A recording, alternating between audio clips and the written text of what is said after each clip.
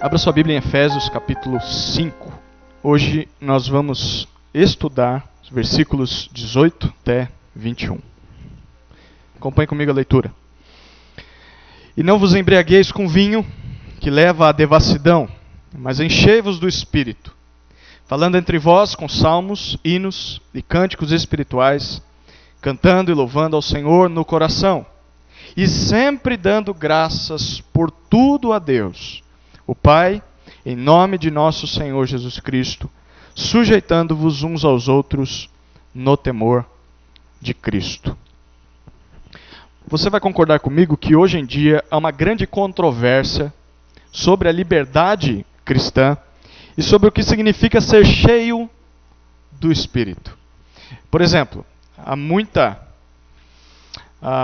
dúvida sobre se o cristão pode ou não consumir bebidas alcoólicas. E se pode, até onde, quando, em quais lugares. E principalmente há muita dúvida sobre uma pessoa que está cheia do Espírito Santo.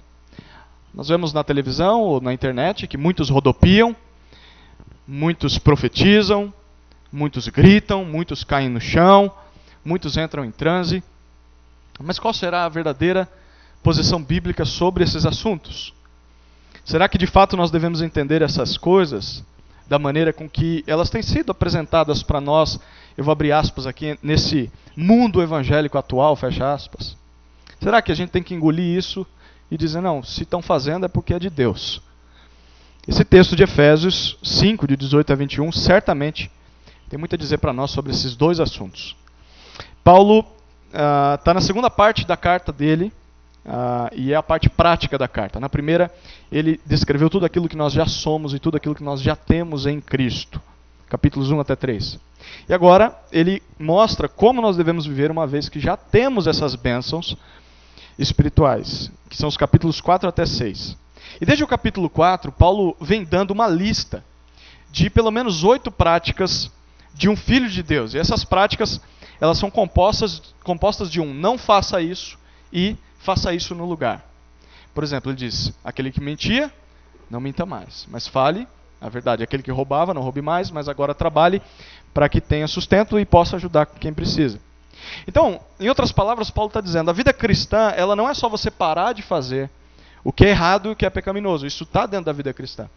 Mas ela também é substituir essas práticas más e pecaminosas por atitudes corretas e nobres diante de Deus. Então isso é uma renovação de mente e uma renovação de vida. É uma nova vida. O cristão é uma nova criatura. E agora ele vai dar o último não e sim, que é esse texto que nós lemos. E o que parece aqui é que Paulo, eu quero que você imagine essa cena como se ele estivesse subindo alguns degraus, e agora ele chega ao último degrau. E ele chega à parte mais importante da vida cristã. Esse é o ápice do argumento de Paulo, e é da onde ele vai basear o restante da carta. Capítulo 5, final ainda, capítulo 6, é baseado nisso que nós vamos ver nesse texto. Em resumo, aqui Paulo vai dar 2 ordens, no versículo 18, e 4 explicações de como nós podemos cumprir a segunda ordem, o restante do texto, versículos 19 a 21. Vamos ver as 2 ordens, começando pela primeira. Está bem claramente descrita no texto, versículo 18, e não vos embriagueis com vinho. Mais claro que isso, impossível, né? A pessoa pode até tentar argumentar contra essas palavras, mas não tem escapatória. A palavra de Deus condena a embriaguez. Mas aí surge a bendita pergunta, né? O cristão pode beber? Muitos fazem essa pergunta. A nossa resposta ela pode ter 2 partes. Primeiro, é que as Escrituras nunca exigiram a abstinência completa da bebida alcoólica, que aqui é representada pelo vinho, mas abrange todo e qualquer tipo de alimento ou de bebida que provoca os mesmos resultados da embriaguez. Em alguns casos, a Bíblia até incentiva o uso da bebida de maneira moderada para degustação e também para cuidado com a saúde. Salmo 104, versículo 15, vai dizer que ele foi criado para alegrar o homem. E 1 Timóteo 5,13, Paulo vai orientar o jovem Timóteo a tomar um pouco de vinho, porque a água era meio contaminada e ele precisava pela saúde dele. É interessante que o primeiro milagre de Jesus foi transformar a água em vinho. E ele mesmo bebeu vinho. Lucas 7,34 vai mostrar isso. E a princípio a ceia do Senhor era tomada com vinho. Essa é a primeira parte da resposta. O cristão deve ou pode beber álcool ou algo alcoólico? Bom, a Bíblia nunca proibiu isso. Mas o que a Bíblia proíbe, agora a segunda parte da resposta, é beber o vinho ou a bebida alcoólica. Em alguns casos é proibido. Primeiro, em excesso. Provérbios capítulo 23 vai deixar isso muito claro. É proibido você ingerir bebida alcoólica ao ponto, em segundo lugar, de ser dominado por ela. Tudo posso, mas nem tudo vou permitir que me domine. 1 Coríntios 6. Quando isso fere a consciência de um irmão mais fraco e ofende esse irmão, eu também devo me abster de tomar o vinho. Em quarto lugar, quando beber publicamente acaba dando mau testemunho na sociedade. Em quinto lugar, quando a consciência do próprio cristão o acusa ou ele tem dúvidas se deve fazer ou não. E aí Paulo diz, se você tem dúvida, não faz. Romanos 14, versículo 23. Então a Bíblia proíbe o cristão de beber? É a pergunta. A resposta é, não, dentro desses parâmetros. Mas uma coisa que ela proíbe claramente é a embriaguez. É isso que esse texto está dizendo. Literalmente, se embriagar, que Paulo usa a palavra aqui, é se intoxicar. É interessante que desde a antiguidade, a embriaguez ela é a procura de escapar das preocupações da vida e adquirir um sentimento de alegria, de divertimento. É como se a pessoa fugisse da realidade, para esquecer os seus problemas. Músicas que dizem isso. E na época do Novo Testamento era um problema real na vida da igreja, tanto que os líderes não deveriam ser inclinados a muito vinho. As qualificações dos presbíteros vai dizer isso. É interessante que no culto pagão a embriaguez era muito comum. Por exemplo, na adoração do deus Dionísio, lê-se Deus, ouve-se Deus de letra minúscula, né? Deus falso. Mas essa adoração era por meio de estar bêbado que alguém recebia a inspiração divina. E por que a embriaguez é tão mal assim? Porque segundo Paulo, olha o que o texto diz. Não vos embriagueis com vinho, que leva à devassidão, ou no vinho à dissolução.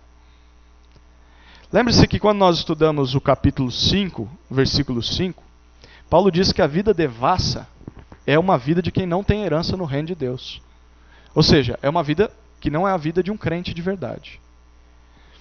Essa palavra aqui pode significar três coisas. Devassidão. Primeiro, ações descontroladas. Ou seja, a pessoa perde totalmente o controle de si mesma. Segundo, desperdício da vida. Onde há tempo, há saúde e dinheiro que são perdidos em vão, jogados sem nenhum retorno. Terceiro, dissolução pode significar um desregramento sexual. Isso significa que ele causa uma falta de vergonha por aquilo que é proibido, principalmente na área do sexo. O bêbado, ele sempre vira o garanhão. E ele não tem mais pudor, não tem mais vergonha. E é aí que o mau uso do vinho leva o homem. Então o álcool ele não só influencia o homem, como ele controla o homem. Para, na verdade, trazer para o homem uma vida sem controle. Em outras palavras, a embriaguez torna o homem cada vez menos humano e cada vez mais parecido, talvez, como um animal ou como uma fera do campo. Essa é a primeira ordem. Não vos embriagueis com vinho. E nem com qualquer outra coisa que o conduza à embriaguez. Não é uma escolha, não é uma opção ou uma sugestão. É uma ordem de Deus. E por isso, se você é cristão, e vez por outra você desliza no uso do vinho, ou de qualquer outra bebida, o desafio é fiquem alerta. Embriaguez é pecado. Por essa razão, a ordem é pare de se embriagar. Se você não consegue se controlar, suspenda o uso do álcool. Porque isso é pecaminoso, vai destruir a tua vida, o teu dinheiro, a tua saúde e a tua família. Mesmo que você bebe socialmente, fique atento, fique esperto. Provérbios 23, 31 vai dizer, olha que fantástico. Não olhes para o vinho quando está vermelho, quando brilha no copo e escoa suavemente. Ou seja, não beba, caso isso seja um desejo incontrolável. Não se aproxime da bebida, caso ela esteja cada vez mais vermelhinha e dando vontade de beber. Porque é bem provável que você acabe sendo controlado por ela. Quão triste é ver um homem e uma mulher bêbado. ou bêbada, sim ou não? Pior ainda é ver um cristão embriagado. A primeira ordem, não vos embriagueis com vinho. Segunda ordem, enchei-vos do Espírito. Paulo diz, mas, ele está fazendo um contraste. Não se embriaguem com vinho, que leva à devassidão, mas enchei-vos do Espírito. Eu quero que você perceba aqui que para Paulo há alguma semelhança entre as duas coisas. Entre estar cheio de vinho e cheio do Espírito. Se por um lado o bêbado está sob influência e é controlado pelo álcool, por outro o cristão está sob a influência e o controle do Espírito Santo. Mas o foco de Paulo não é a semelhança, mas é a diferença que há entre as duas atitudes. Quando Paulo diz enchei-vos, a palavra significa completar, encher até a boca, preencher até o máximo, de uma maneira completa, até o ponto de transbordar. É literalmente ser totalmente tomado e controlado pelo Espírito de Deus. Ou seja, o alvo de Paulo aqui é que nós não estejamos bêbados, com uma vida sem controle. Pelo contrário, ser cheio do Espírito é você ter uma vida sob controle e o controle do Espírito. Pense um pouco aqui. Se o álcool desumaniza, quase me perdi aqui. Se o álcool desumaniza o homem e deixa o homem como um animal sem controle, o Espírito Santo, em contraste, humaniza o homem cada vez mais. E ele vai tornar a mim e a você cada vez mais humanos, cada vez mais parecidos com o Senhor Jesus Cristo. E há 3 detalhes muito importantes sobre essa expressão, enchei-vos do Espírito. Primeiro, é que essa ordem se encontra na forma plural. O que isso significa? Que é uma responsabilidade de todos os cristãos. Então nenhum de nós deve ficar bêbado, sim ou não? Sim! Mas também todos nós devemos nos encher do Espírito. Isso significa que também é algo possível a todos nós. Não é só um privilégio de alguns poucos, como o pastor, os líderes, ou para alguns cristãos especiais. Não, é para todos nós. O segundo detalhe é que essa ordem se encontra na voz passiva. O que isso significa? Que é algo que eu devo permitir que aconteça em mim. Literalmente, o que Paulo está dizendo aqui é assim: deixem que o Espírito os encha. Então não se trata de eu ter mais do Espírito, mas do quanto ele tem mais de mim. Ser cheio do Espírito não é você simplesmente fazer coisas, mas é se entregar. Entregar o controle da sua vida a Ele. O terceiro detalhe é que essa ordem se encontra no tempo presente. Isso significa que é uma ação contínua. Não é uma coisa pontual, ou uma coisa que deve acontecer só de vez em quando, ou é uma experiência só para novos convertidos. É algo contínuo, é algo que deve ser cultivado ao longo da vida. Por isso, se você tem se sentido derrotado na vida cristã, o chamado de Cristo é que você se encha do Espírito. E assim você vai ter uma renovação na sua própria vida, porque ainda há esperança. Mas, se você já tem experimentado essa verdadeira alegria, e tem andado no caminho da plenitude do Espírito, o desafio é continuar nesse processo. E nunca achar que você já chegou no alvo, porque é algo contínuo. Enchei-vos sempre do Espírito. Essa é a nossa segunda ordem. Enchei-vos do Espírito.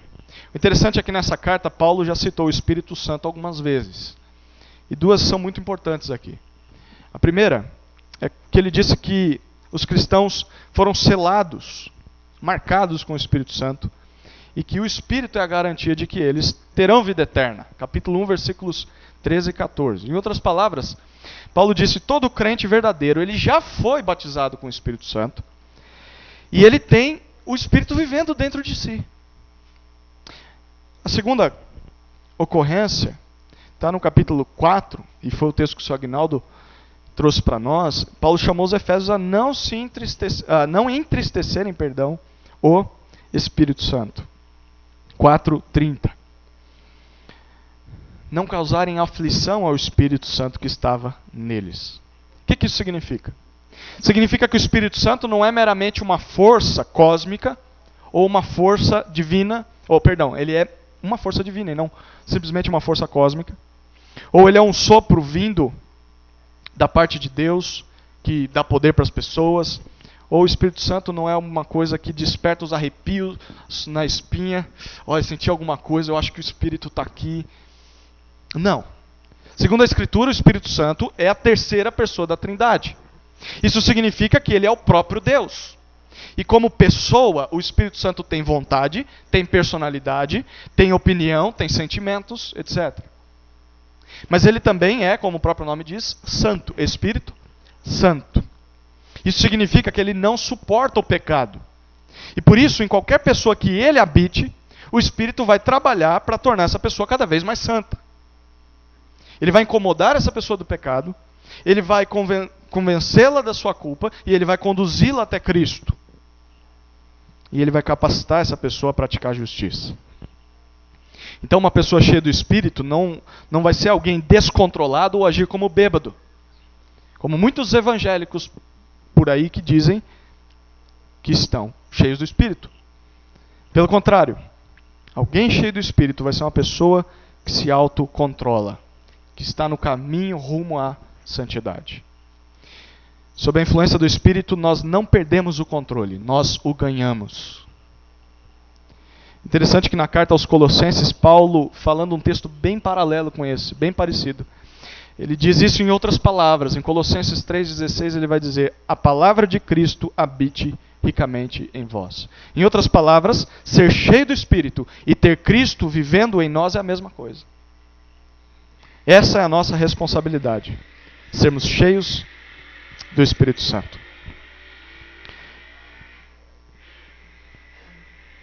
Certa vez, não sei se vocês já ouviram falar do grande evangelista Billy Graham. Ele, enquanto pregava numa certa igreja batista nos Estados Unidos, ele foi questionado por um dos diáconos dali sobre um ato de disciplina.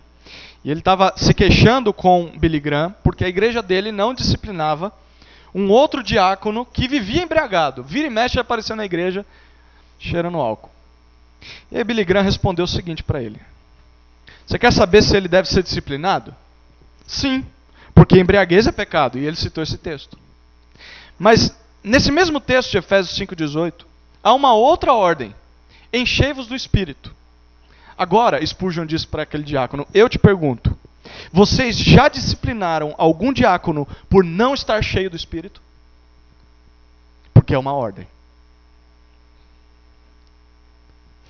Ser cheio do Espírito não é uma alternativa da vida cristã. Não se embriagar é só metade do processo. Porque ser cheio do Espírito é responsabilidade cristã. É a nossa obrigação, não é opcional. A pergunta é: como estão as nossas vidas? Nós somos cheios do Espírito? Nós temos buscado isso? A nossa obrigação como cristãos é deixarmos a vida aberta para sermos constantemente e repetidamente cheios do Espírito Santo. Mas aí você pode perguntar: como é que eu posso ser cheio do Espírito? É isso que Paulo responde nos versículos seguintes. E ele vai dar aqui 4 explicações a partir do versículo 19. Ele vai nos apresentar 4 maneiras de você se avaliar e avaliar se alguém está no caminho de ser cheio do Espírito. Alguém que queira ser cheio do Espírito, em primeiro lugar, estará, olha o que ele diz, falando a palavra de Deus. Perceba o versículo 19, que Paulo usa o verbo no popular gerúndio, falando, ou seja, ele está se referindo a uma coisa que está acontecendo. É um processo, não é só algo que aconteceu em um momento da sua vida, mas é uma coisa que deve ser rotina. Ele diz que um crente que quer ser cheio do Espírito estará falando entre vós, falando com outros crentes, e ele diz com salmos, hinos e cânticos espirituais. Estes 3 termos provavelmente se referem à mesma coisa, ou à mesma ideia. Paulo está se referindo a poemas ou a cânticos que eram cantados ou recitados pela igreja primitiva. Uma coisa importante é que esses cânticos, acompanhados com música ou não, eles eram totalmente baseados na palavra de Deus. Essa ideia de você tirar uma ideia lá do mundo e trazer para dentro da igreja não existia no princípio da igreja. As músicas brotavam da Escritura. Salmos eram literalmente os salmos bíblicos. Hinos eram canções sacras criadas sobre declarações bíblicas. E cânticos espirituais eram poemas que tratavam das coisas espirituais. Era sobre estas coisas que eles deveriam falar e conversar entre eles. Em resumo, eles deveriam falar sobre aquilo que a palavra de Deus diz. Eu quero que você repare o que está acontecendo aqui.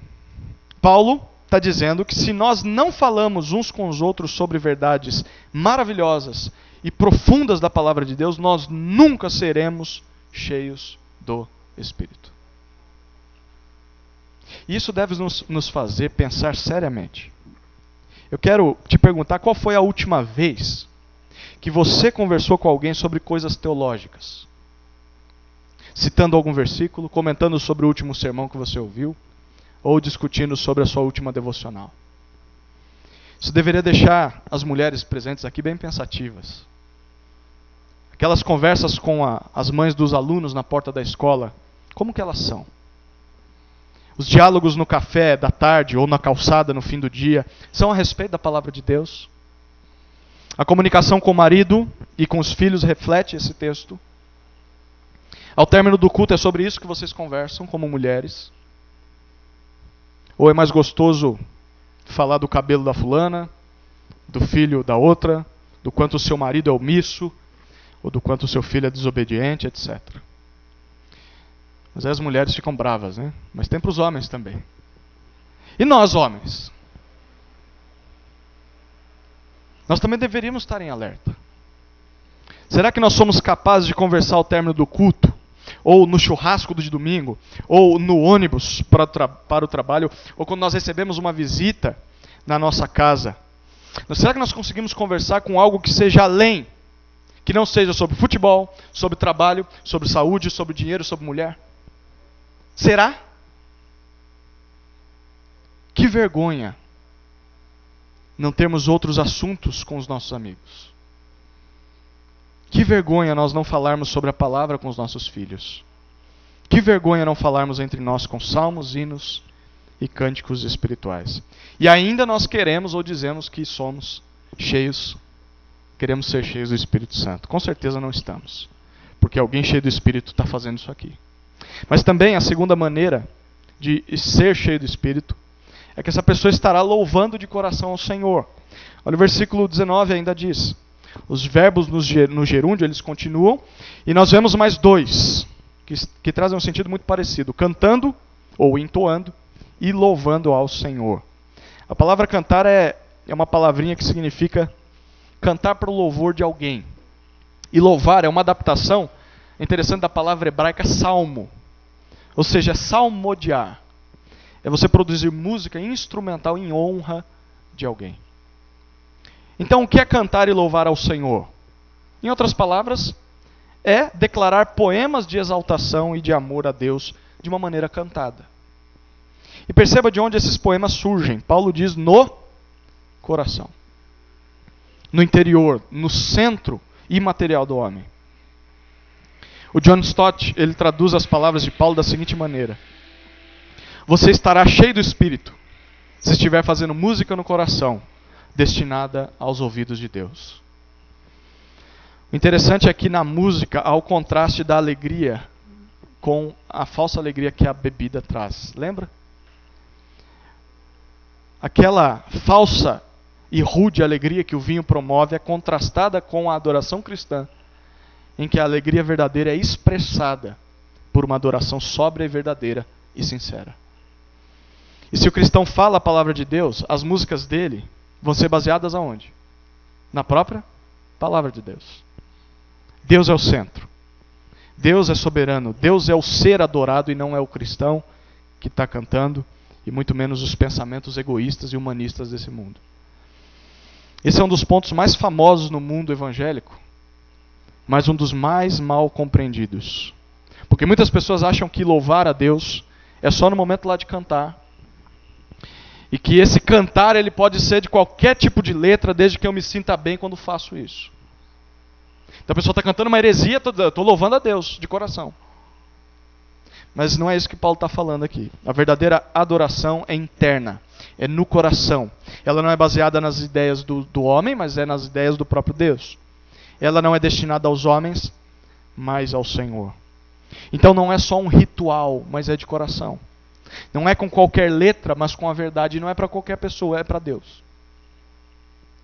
E aí eu quero perguntar, como são as letras que nós pretensamente cantamos para Deus nos nossos cultos? Será que são baseadas na palavra ou nas filosofias e nos pensamentos do mundo? Como são as músicas que nós temos no nosso celular, que nós cantamos no dia a dia? Nós poderíamos dedicar essas músicas a Deus como uma oferta suave aos olhos dele? Como nós temos participado do momento de músicas no culto? Só de corpo presente, com a cabeça lá no Faustão, no Fantástico, no feijão que ficou no fogo, na hora que o culto vai acabar porque o pastor não para de falar? Ou no que você vai ter que fazer durante a semana? Ou será que na hora do culto você presta atenção à letra que você está cantando e de coração está dizendo aquilo para Deus como se fosse uma oração? Com que sentimento você se coloca para o culto a Deus? Com arrogância?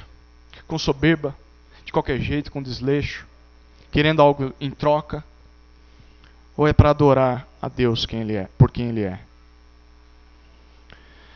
Alguém cheio do Espírito estará louvando de coração ao Senhor. Mas também, em terceiro lugar, a terceira maneira de ser cheio do Espírito é dando graças a Deus. Olha o que ele diz no 20. Paulo, continuando a lista, ele diz que isso deve ser feito sempre e por tudo. O quê?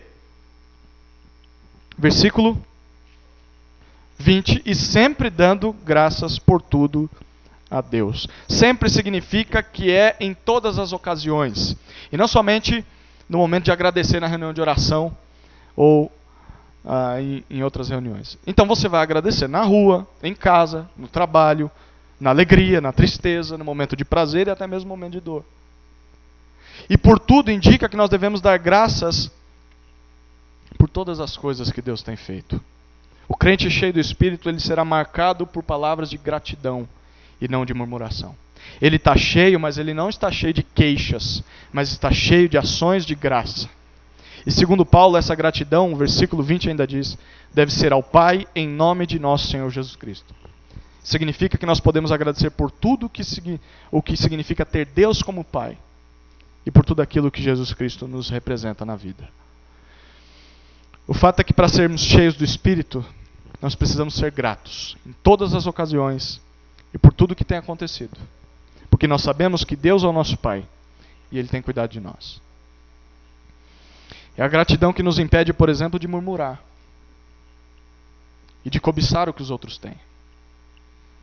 Seja a segurança, seja o conforto, sejam os bens, as riquezas, a família do outro, a esposa do outro, o marido do outro, da outra, os filhos. Quando nós olhamos para o cuidado de Deus nas nossas vidas, mesmo em momentos difíceis, o nosso coração se enche de gratidão e a cobiça e o murmúrio vão embora. Porque quão feio e chato é conviver com alguém que só murmura. Pior ainda se essa pessoa se diz cristã. Tudo vai mal.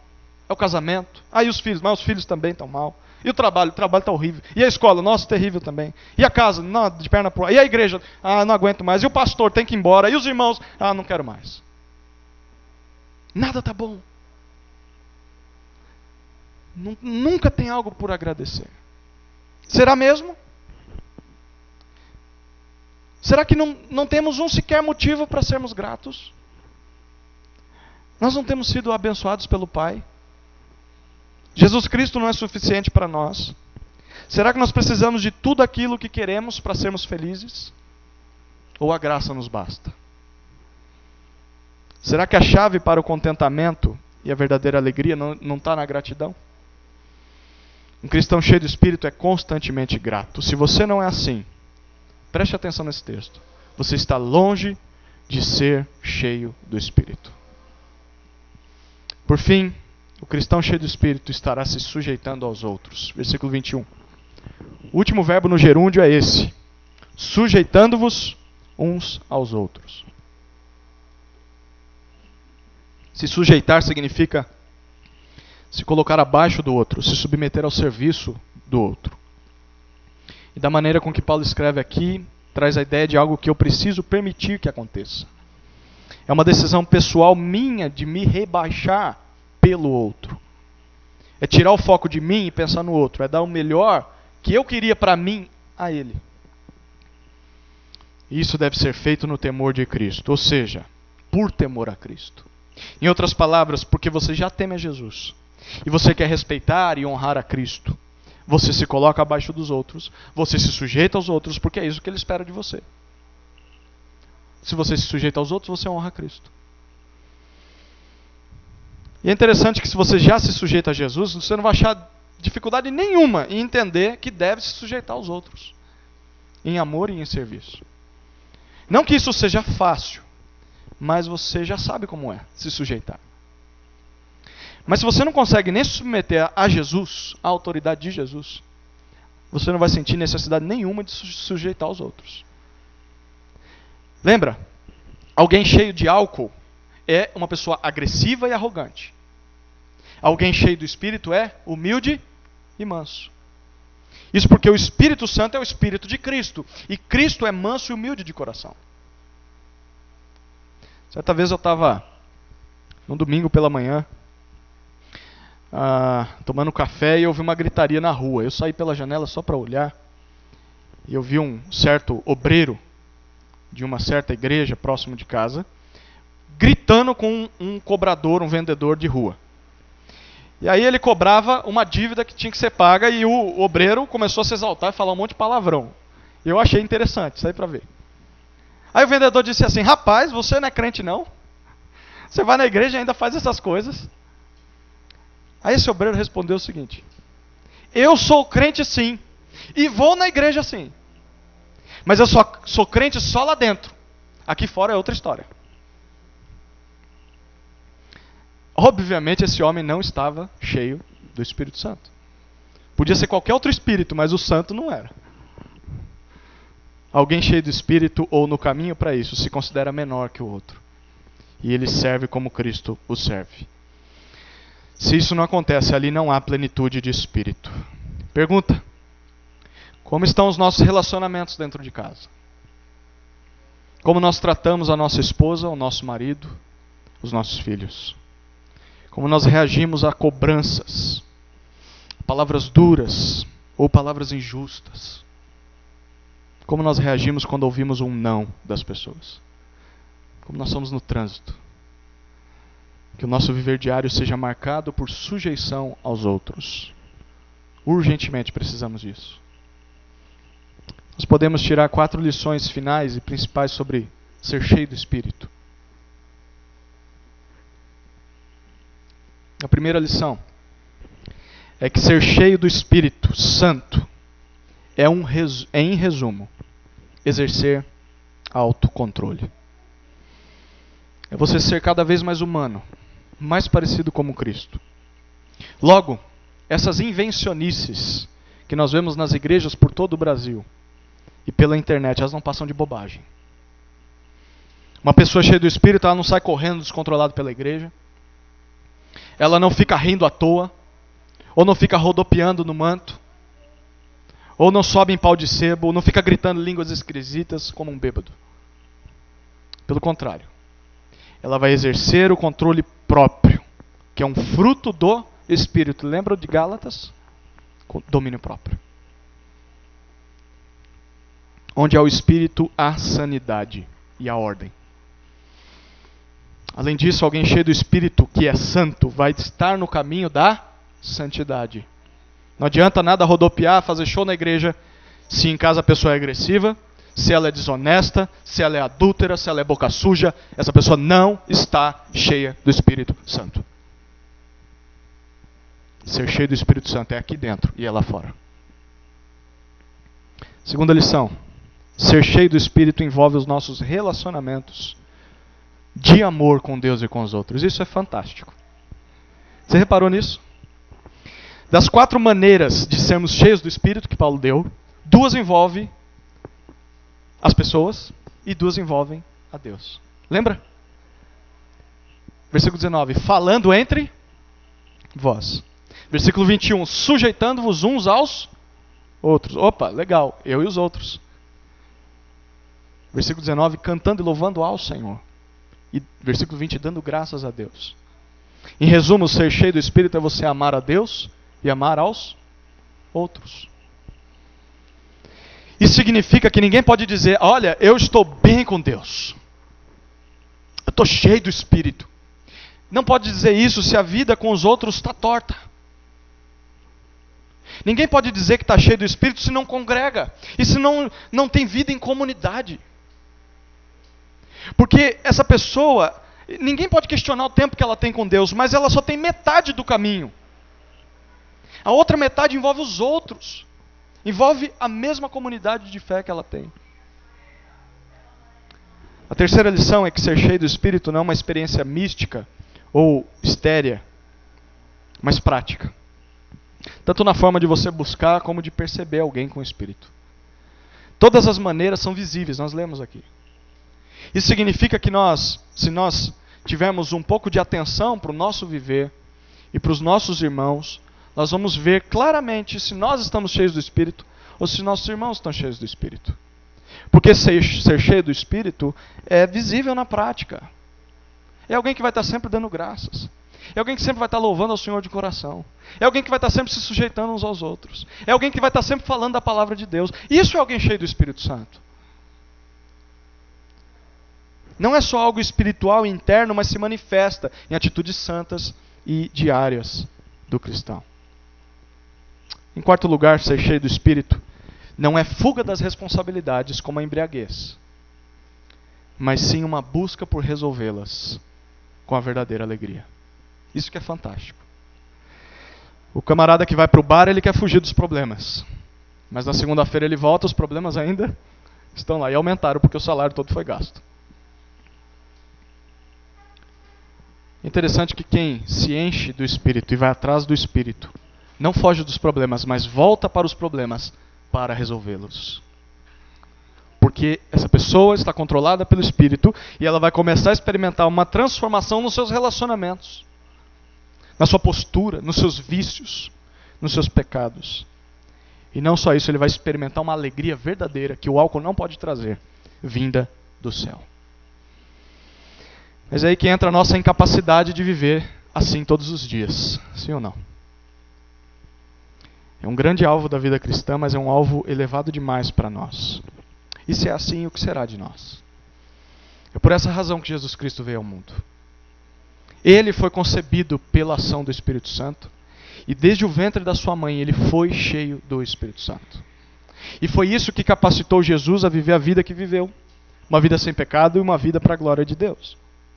Então Jesus cumpriu cabalmente esse texto. Jesus nunca se embriagou com vinho, mas ele sempre foi cheio do Espírito. Ele em todo o tempo falou a palavra de Deus com as pessoas. Em todo o tempo Cristo adorou a Deus de coração. Em todo o tempo ele deu graças ao Pai. Em todo o tempo ele se sujeitou ao próximo. Aliás, foi essa sujeição que levou ele para a cruz. Não só para nos servir, mas para se submeter voluntariamente ao Pai. E por causa desse sacrifício, os nossos pecados puderam ser perdoados. Mas não é só pela morte e pela ressurreição de Jesus que nós somos beneficiados, não. Porque para Deus, pela fé em Cristo, nós recebemos também os benefícios da vida perfeita dele, cheia do Espírito. E o que isso significa? Significa que Jesus obedeceu a Deus em tudo e ele foi cheio do Espírito sempre. Por isso, para Deus, se nós depositamos a nossa fé em Jesus, essa obediência de Jesus também é atribuída a nós. Ou seja, mesmo que nós falhemos em cumprir esse alvo, Deus continua nos aceitando como santos por causa do seu Filho, por causa da vida que ele teve. É como se a vida dele fosse atribuída a nós. Por isso, quando Deus nos chama a nos enchermos do Espírito, Ele está nos chamando a vivermos na prática aquilo que Jesus já conquistou por nós. É possível. Bom, isso é possível se você é crente no Senhor Jesus. Não só é possível, mas é ordenado. Por isso, permita que o Espírito te controle. Mas se você não é cristão, isso nunca vai ser possível. Você pode pegar essa lista e tentar praticar dia após dia, você vai falhar e vai se desanimar. Você precisa se render a Cristo, ter os seus pecados perdoados e deixar Ele fazer essa obra no teu coração. Quero orar com você. Feche seus olhos. Senhor Deus, nós somos gratos por esse texto tão fantástico e pela graça que há em Cristo. Perdoa-nos porque não temos vivido o que esse texto nos ensina. Muitas vezes nós falhamos, mas nós nos colocamos de joelhos diante de Ti e clamamos forças para fugirmos do pecado e nos enchermos do Espírito. Que o Teu Espírito convença aqueles que não Te conhecem e nos constranja de nossos pecados e nos capacite a sermos cheios do Espírito. Em nome de Jesus. Amém.